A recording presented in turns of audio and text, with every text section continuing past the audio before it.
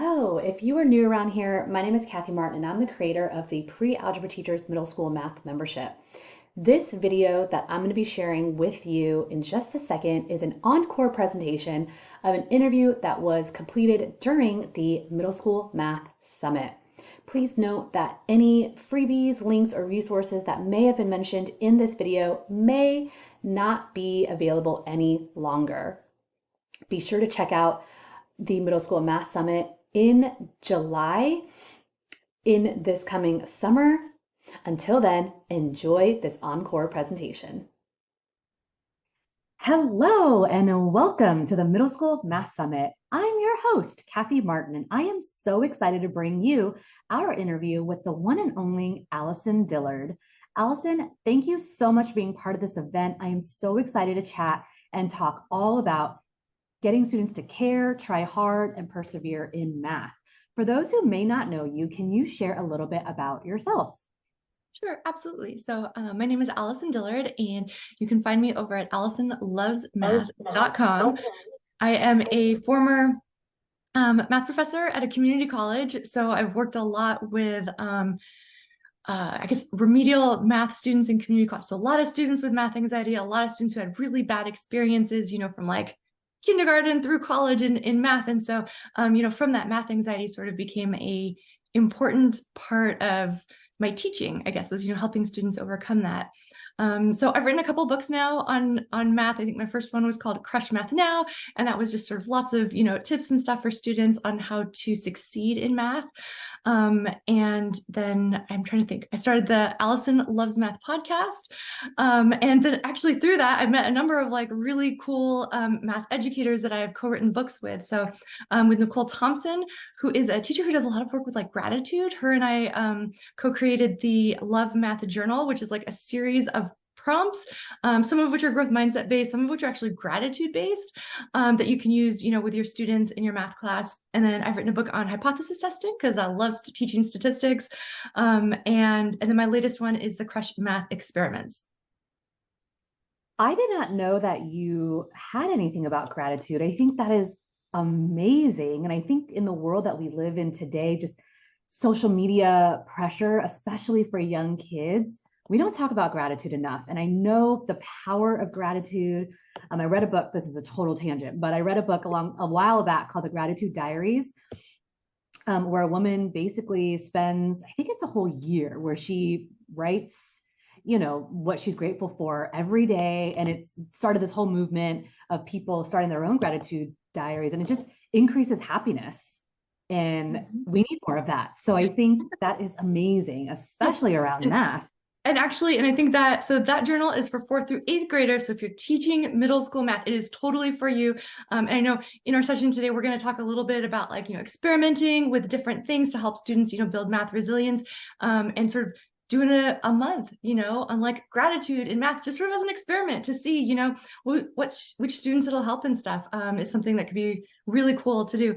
And then I totally forgot the main thing that I've been working on actually is I also host summits of my own.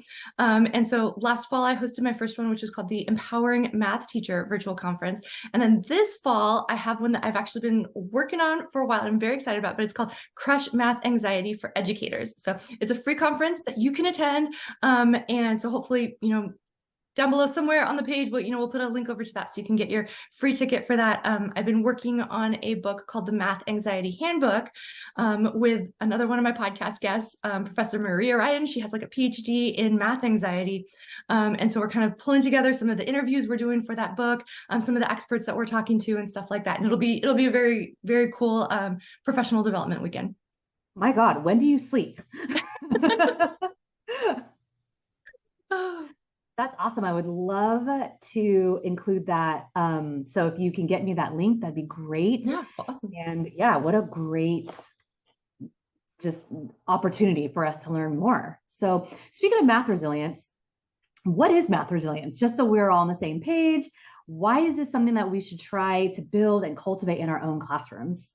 Gotcha. Okay. So to start, I think, the thing that I started out studying a lot on or learning a lot and experimenting with was growth mindset, right? Or math mindset. Mine's growth mindset applying it to math class, right? And we've got, so many cool resources, like Joe Bowler's Mathematical Mindsets books, and a lot of others. And so as I was, working on this, math anxiety handbook, I was doing a lot of like research and digging into that and stuff. And my co-author, Maria Ryan, introduced me to some like really cool professors over in Europe who are starting this movement called math resilience, right? And it's like it takes a lot of what we're doing here in the US with growth mindset and takes it sort of like a step further, right? Because sort of basically, okay, sorry, I've got my notes here because I don't want to like botch it. There's like 4 categories for it, right? So one is growth mindset, right? That's like a very important component for it. But I think unlike a lot of us who've been focusing on growth mindset, there's other categories. So it's like 1 of 4, all right? So the other one is like 1, valuing mathematics, right? Because it's like, if you have a growth mindset, you believe you can do it, but then you don't see the value in it, of course, our students aren't going to be motivated to try, right? The third one is recognizing that math requires struggle, right? So often, we sort of feed students maybe sort of surface level growth mindset in terms of like, just try and learn from your mistakes and stuff like that, but like really giving them opportunities to struggle and helping them to sort of maybe recognize in a deeper level, that like that struggle is important. And then 4 is knowing how and when to recruit support, right? And I know we probably have students on like both ends of the spectrum for that, right? The students who ask questions way too fast, right? Before they've even tried anything. But then we also have the students who will straight up fail before they ask for help, right? So just sort of, learning the sort of nuances with that. So those are the 4 components for math resilience. And I really like it because just like I said, it fills in a couple of the gaps that I think that the growth mindset leaves. And I think that's part of the reason why sometimes students can, or teachers can really focus on growth mindset, but then students are like, but I still get stuck.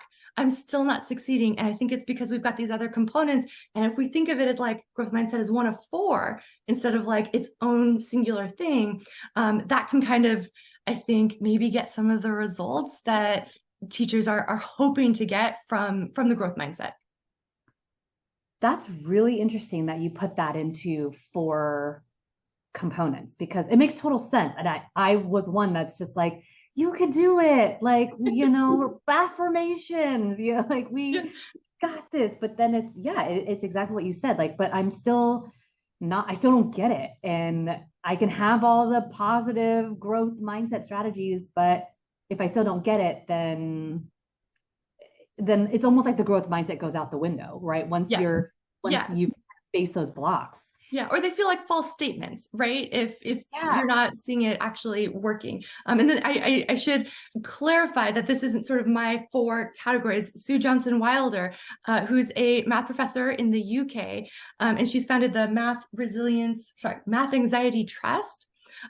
She created these 4 different categories, and they're doing a lot of work over in the UK and Ireland and throughout Europe on sort of teaching teachers about math resilience. And I found it fascinating because it was something that I really hadn't learned here. And so anyway, so that is why I was excited to sort of share a little bit about it. No, that's really exciting, because I think in the last few years, we've all heard about growth mindset. And of course we want to instill that, but I know personally, it's like I've hit roadblocks with the kids, because then what do you do when they're still struggling? They're still trying to have this growth mindset, but what now? But now, you've totally filled in those gaps of like, okay, we have to value it, because if we don't value something, who cares, right? Right. So you said value it, know when to call for help. Mm-hmm. And what was the math requires struggle, and then growth mindset. So I put together like just a couple, like a tip for each of those things, right? Because it's sort of like, it's good to know what the 4 are, right? But then sort of like with so much advice that's general, it's like, yes, but how do we do it? And how do we do it effectively, right? Please share. One of my tips for growth mindset, right, is, instead of teaching growth mindset just sort of through, like things like this, right? All things are difficult before they're easy. It's super helpful, right? But then if you think about the student who's like had math anxiety for years, right? And like deeply believes like in their soul that they're terrible at math, right? Something like that isn't necessarily going to get through to them. So one thing that really can is through stories, right? So as a teacher, like I encourage you to like think about your own relationship with math and your stories with math. Like when were times where like you failed or you thought you were going to fail or you really struggled, right? Like what were your hard moments with math or those moments where like you doubted yourself? And then also if you know people who like have failed math, like because if you're teaching middle school math, right, you might have a degree in math, so you might like really love math and not relate to that, right? And so if that's the case, you know, having somebody, if you know somebody who has failed math, sharing their story, right, of maybe how they, you know, succeeded from there. And I found that was something that was super helpful in my community college class. My TA had actually failed Algebra 1 in high school. He failed it completely. And then he became, you know, he went on to like learn math and then become a math major. And then by the time he was my TA, he was a math major. And so the students who heard his stories related to him a lot because he was either where they were at if they'd failed before, or he was worse off than they've ever been, you know? And so I think when they can sort of hear those stories, especially from someone that they can relate to, right, it'll really get through. So that's tip for growth mindset. For valuing math, again, you can sort of look back to your own stories and think like, where are times that math has helped you in your life, right? And then sometimes, you know, and just sharing personal stories like that. So when I was out of college, one of the stories that I felt like my students really connected with, oddly enough, was I worked as a club promoter up in like West Hollywood because I was living up there. I was like 22 and I love to like, you know, go out and there's so much fun stuff to do up there, right? But it was crazy expensive, right? Because it's like $20 cab, $20 entrance fee, $20 per drink, right? And it was insanely expensive. But what I did is I did the math, right? It's like, oh, well, if you work as a club promoter, you actually get $10 out of every 20 for the people that you bring to the club. And then that pays for the cab and it pays for the drinks. And literally, it's algebra. It's pre-algebra, right? But if I you just love that you think about use, things, I love that you use math to give yourself club life. right? So it's just like, you know, and every teacher has their own unique story like that, right? So you just sort of, if you can imagine like students going from like K through 12th grade, and every year they're getting like different stories from their teachers about how it's personally like had a positive impact on them. That's where we get students to value math. All right. So think I about love your own that. stories, Yes. try to pass those along. Let's see, next up, math requiring struggle. For this one, something to sort of think about, especially as you're going into the new school year, is thinking about showing your students the hardest things that they're going to learn this year at the very beginning. Not necessarily for mastery, right? Just for like exposure, basically to show them like, look, so with statistics, this is an easy one because we always lose people when we get to hypothesis testing. All right. So sorry, I know it's not a middle school math topic, but it's like at the community college level, stats is like a huge requirement, right? And so many students straight up fail once we hit hypothesis testing, which is 2/3 of the way through the year. But as soon as I started showing that first at the very beginning of the year, and they saw it was like horrible and along like this one problem and it takes a whole page and a half, right? Like them knowing that like the goal is for them to become somebody who's capable of solving that, right? Then all of a sudden they have something very clear that they know that they're working towards, right? So whatever that problem is for your class, think about it, introduce it up front, and make sure that like they understand that that's what we're working towards, right? Goals are sort of like that gap between who you are now and who you want to become, right?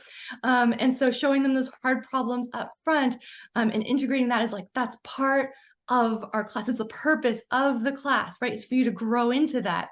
That can really help. When you do that, are you like, okay, so let's just take your hypothesis in stats.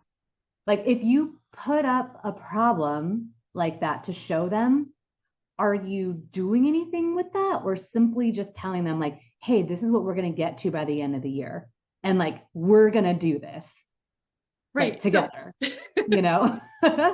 So I will admit, so the first time I did it, I actually just put the question up, but I think sometimes looking at questions depending on the questions. Like it doesn't necessarily show all the complexities in it, right? Like if you showed a long division problem and just showed the problem without all of the steps, they don't really see how long because that there's little only problem can go. there's like 4 numbers, right? Like it doesn't look Right. that Yeah. hard. It's like, Like, how hard could it be? And so, yeah. so it's showing all of the steps, and I think too, if there are other skills that sort of build up to it, like, okay, so this is in chapter 10, but in chapter 2, we're going to learn this and it's going to come into play here. And in chapter 4, we're going to learn this and it's going to come into play here. And then all of a sudden they can see like there's a purpose down the road for mastering that. And we as teachers, we know that things build, Right. but they don't But they necessarily can't see, they can't see it all collectively come together. Yes. So I would say the one thing to mistake that I did make was the first time not clarifying that you don't need to know this right now. Because I had some students the very first time I didn't do that, and they panicked and they're like, "Oh my God, we have to learn this by tomorrow." I was like, "Nope." So then I made sure very clear this is just a heads up for like where we're going. Okay, cool. Yes, I love that. Let's see. Okay, and then the very last one, how and when to recruit support, right? That can just be a really helpful thing to tackle before tests and then after tests, right? Just as a discussion. And I know later we're going to do our session for the VIP toolkit, right, on the 30 days of growth mindset. And then part of that is just sort of every month thinking about, how we're going to set our students up for success on exams, but then also like reflect on that and just sort of doing that in an ongoing way. And so, anyways, that's something that you can, incorporate in that is thinking about how and when to ask for support. And then definitely, with the focus on that after exams for the students who haven't done well. So how do we use this to motivate our students? Because right now, I know so many teachers are struggling with students who just like that student apathy. They just don't care. So how do we use this to get them to care?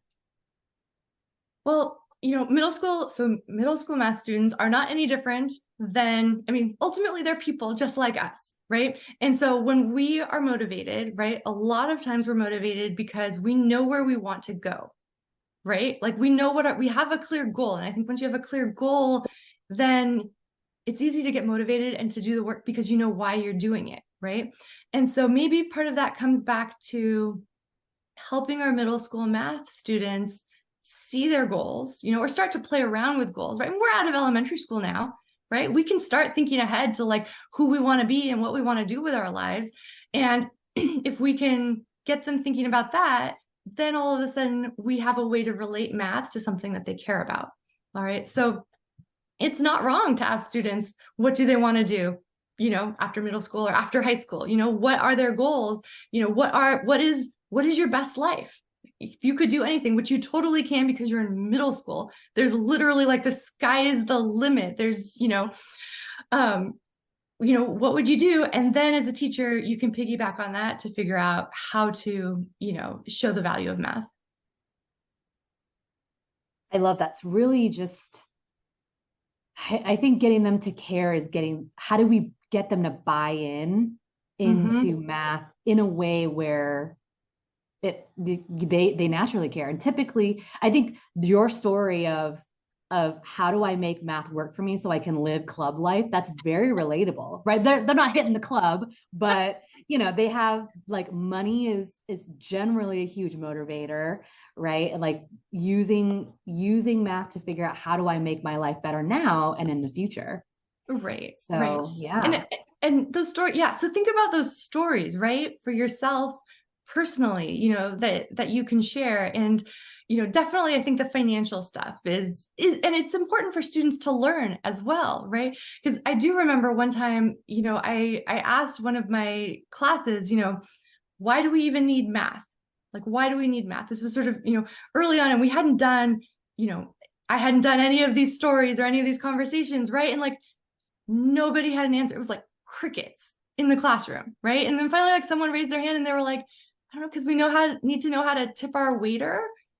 And I was like, really? You think I'm putting you through all of this stuff so you can learn how to tip your waiter? Like, but it really drove home the point for me that like so many students don't understand why they need math, and they don't see all these cool ways that it could positively impact their life.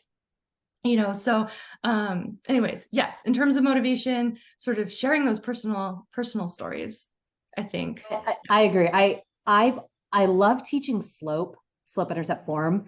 And I remember like telling my students, look, guys, I love teaching slope intercept form, but I don't really know of a realistic time of when you're actually going to need to know this and then like I recently had to say goodbye to my dog of 10 years. His name was Fred, but when Fred was still with us, he broke his back. So he was literally a paralyzed dog. And we rehabbed him. He was able to walk again. But I told them, I'm like, look, I would talk about Fred. They knew about Fred. Fred's pictures everywhere all over my classroom. So they know Fred, right? I'm like, guys, literally, like I now need to know slope intercept form because we had to build him a ramp that would lead him from, our door, like into our backyard. Cause it's like a big jump. I'm like, this was slope intercept form in real life, guys, because I had to ask the woodshop teacher to build me a ramp. And so he had to know, like the hype, like what's the angles and all this stuff. I'm like, this was math and real life meeting. And they were like, whoa, like I would have never thought about that. So literally I show them a picture of Fred on the ramp. We talk about like, how long did I have to make this? What's the, and it was cool to be able to bring in real life stories of this animal that they felt like they knew because I talked about him like every day. And, so, but that was a way to get them to care was like, hey, Fred needs your help. Like, that's why we have to, learn about slope intercept form. That's why we're doing this. And you never know when you're going to need it. So, but it's finding ways, but sometimes it's hard, right? Like, how do we go into each chapter or whatever we have to teach and make it relevant to them? But I think that's really important to build one way to build motivation. Right. So, maybe advice on that part in terms of, it is hard to get everything to relate. And there's also only so much time that we have in the day with the students and stuff, so actually it could be a good thing to do over summer is just flip through the chapters and just do a brain dump, right? Because there might be some chapters where you're like, oh my gosh, I totally have an example. And there's other chapters where you're like, I don't know. And so just don't worry about that, right? And the ones where you have ideas, I don't know, I feel like teaching growth mindset, like you have to have a growth mindset about teaching growth mindset, right? So the first time you tell a story, right, and you're hoping it's going to have some, positive impact on your students, on their motivation or something, it might not, right? It might be the wrong story. It might be, you told it wrong. You might be, there's a million different things, right? But you just want to try it the first time and then just know that you're going to reflect on it after the fact, right? And then you're going to improve it. You either lose it if it doesn't work or improve it the next time, right? And each time it'll get better. So don't worry about finding those stories for every chapter, right? Just, find the ones that come to mind that jump out at you. Absolutely. So do you have any suggestions on what we can do as educators at the beginning of the year to set ourselves up for success or set our students up for success? I think, I was sort of talking about having a growth mindset, about teaching growth mindset, right? And I think, how do you say this? Role modeling things is more impactful than saying things, right? So a lot of times students, they watch what you do rather than listen to what you say, right? Just sort of like our kids. And so, one of the things that you can do at the very beginning of the school year is that sort of just getting into the mode, like starting off the school year with some experimentation, right? And just be like, you know what? I know that, a lot of students have math anxiety, right? And, or you could even, ask the class and stuff like that. You could just say like, I don't actually know how to help students with math things. I've been studying it over the summer and stuff like that. But I've never done this sort of stuff in class before, but we're going to try it out. So like this month, we're going to, either focus on growth mindset or focus on overcoming math anxiety or, whatever the thing is, we're getting motivated about math, whatever the thing is that you want to focus on, but just sort of present it to them as an experiment. So they understand that like, you have a growth mindset about it. You don't know for sure if it's going to work, but you're going to try it anyways. You're going to learn from your mistakes as you do this, right? And then you're actually role modeling for them everything that you want them to do for math, right? And then when you fail, right, that's a teaching moment for you to say like, well, that didn't work out the way that I had planned it, right? But that's okay, or there's other things where it's just sort of like, oh, there's I know you were talking about one of the other speakers, right? Was talking about doing some breathing exercises, right? To help with math anxiety and stuff. And if you do that in class and you go, you know what, we're going to try it out and maybe it'll help one person. And if it helps one person, then it was worth it trying all of us trying it. So that would be my suggestion is like starting off the school year with just sort of an experimental mindset, I guess. And that will help your students to pick up on that as you go through the school year. I love that. Just like calling it out for what it is, Yeah, right? we don't have to know everything. We shouldn't pretend to know Yeah. everything, right? Because ultimately we're all learning and it's good for them to see us learn as well.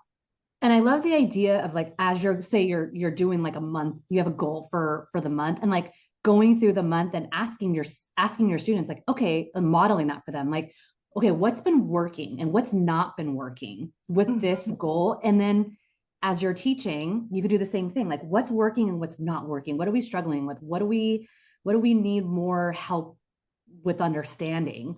Because you're allowing that conversation, and that naturally, I think, creates that safe space for students to work together. It builds motivation, it builds community. And if you have all of that, the math will come, right? Yes, Yeah, exactly. I love And that. that's exactly what the 30 days of growth mindset is, which is the workshop that I have in the VIP toolkit for the summer, right? Is basically saying like, what are your goals for the month, right? Picking some sort of like, theme or something that you're going to work with or experiment with throughout the month, right? And then you do a month worth of experiments and different things, right? And then at the end of the month, you go, well, what was the result, right? And then you look at the results and then you see like, okay, well, what worked and what didn't? And then what are your goals for next month? And so I think that's a great way to kick off the school year. And I love the month-long experiments, because you're not saying we're gonna deal with math anxiety for the entire school year, for all 9 months, but to say like, you know what, we're gonna tackle this for 1 month and see if it'll make a difference. People will be up for that, right?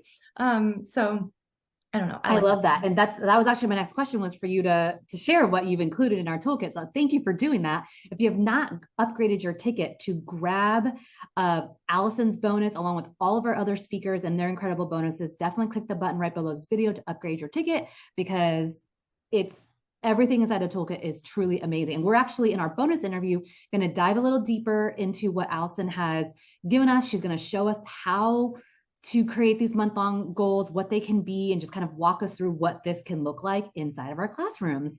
So Allison, thank you so much. Can you, before we let you go, share a little bit where we can learn about you, and please share about No Big Deal, the #1 math podcast on Apple iTunes. Share a little bit about that and where we can find you online. Awesome. Sure. Yeah. So you can find the Allison Loves Math podcast anywhere where you listen to podcasts, iTunes, Spotify, all of the things. And you can find me at AllisonLovesMath.com. And so there's the blog that goes along with the podcast is there. You can register for the Crush Math Anxiety for Educators conference there. And then actually about like a month and a half after that, I'm also going to have a follow-up conference for parents called Crush Math Anxiety for Parents. And it'll be a much smaller conference because, parents don't want to listen to a whole bunch. But we do know as educators, right? We know that it's hard, right? When parents have severe math anxiety and kids go home to mom and dad who say like, you're so bad at math, just like me. There's only so much you can do in the classroom. So there's that as well as a resource to sort of refer parents to. But you can find all of that at AllisonLovesMath.com. And then I have a bunch of books over at Amazon. My newest is the Crush Math Experiments. And that's sort of 30 days of growth mindset experiments, just little quick 1 to 2 page passages that you can read to your students. You can find that on Amazon. Awesome. Allison, thank you so much. And we will see everyone over in our bonus interview. Great. Thanks so much. Bye.